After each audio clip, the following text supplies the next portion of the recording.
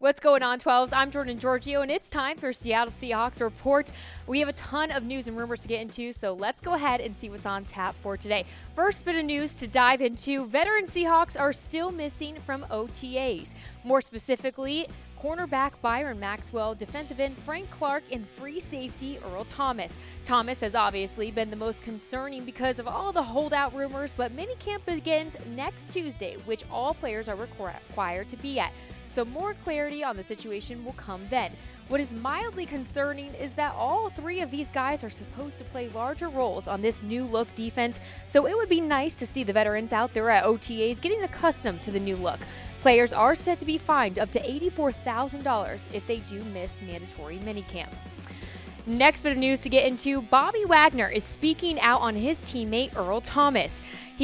As he continues to miss voluntary practices after OTAs this week, Wagner said, quote, "We want him back. We appreciate him." Wagner is one guy who believes that Thomas will be back sooner than later. Wagner added that he understands with all the missing veteran presence at OTAs that all eyes naturally turn to him for some information. Next bit of news to get into, Dwane Brown isn't concerned with his contract status. Even despite having his contract end at the end of this 2018 season, Brown is still showing up for voluntary practices. It's interesting though because Brown staged a holdout last year with the Houston Texans in hopes of a new deal. So obviously we know that he's not satisfied with the $9.75 million that he's scheduled to make this year. Brown was asked about how he feels about his contract status at OTAs. He said, quote, "My agent's handling that. I trust that everything's going to happen in good timing and when it's supposed to."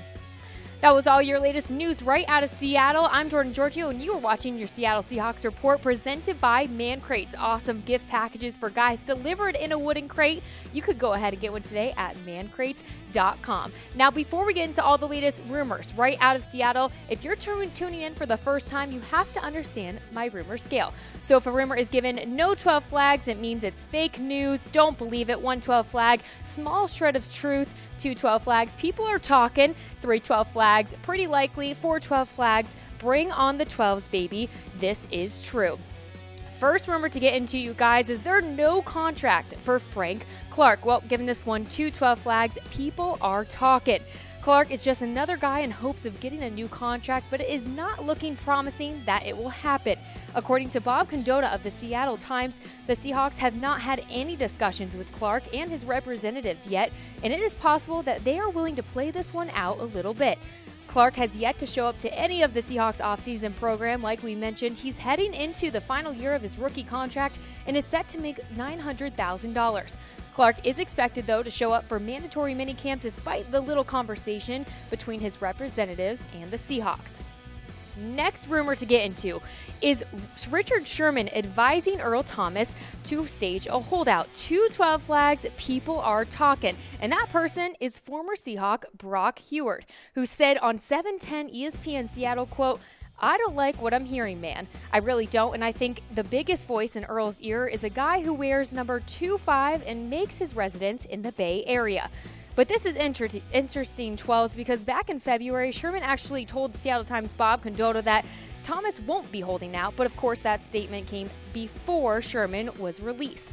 Currently, the Seahawks are clearly opting not to pay their top safety the money he wants, and Huard thinks that conversations between both Sherman and Thomas have been something along the lines of, "Dude, look what happened to me. They're not paying you. If they're not paying you, you cannot show up and you cannot put yourself at risk of playing," type of convo. But I want to know from you guys, do you think that Richard Sherman is advising Earl Thomas to stage a holdout? Go ahead and get your reactions in. Give me a heart for yes or a like for no.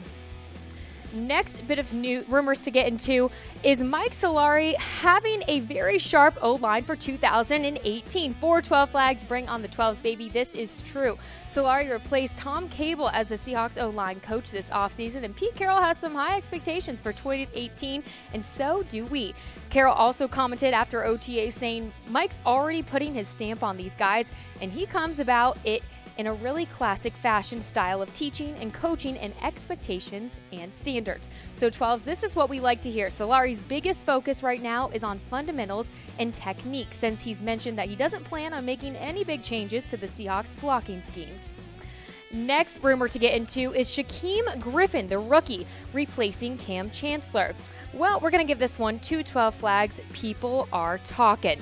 With Chancellor's future in the NFL uncertain, rookie linebacker Shaquem Griffin could be a likely replacement.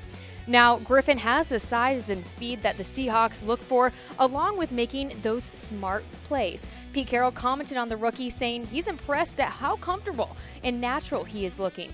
Although Griffin will likely learn the linebacker position ropes as a potential replacement for KJ Wright, but he has the ability and skill set to play at strong safety, so don't count out Griffin for a possible replacement for Kam Chancellor. Next rumor to get into is Chris Carson expecting more passes thrown his way. So this one is 2-12 flags. People are talking, 4-12 flags. This is true.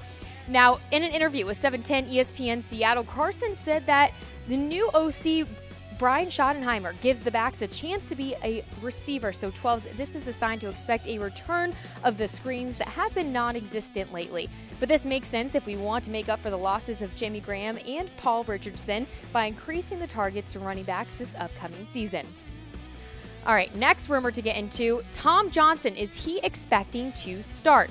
Now, we're giving this one 2-12 flags. People are talking. Like we mentioned earlier, the Seahawks defensive line will have a whole new look this season with Averill, Bennett, and Richardson gone.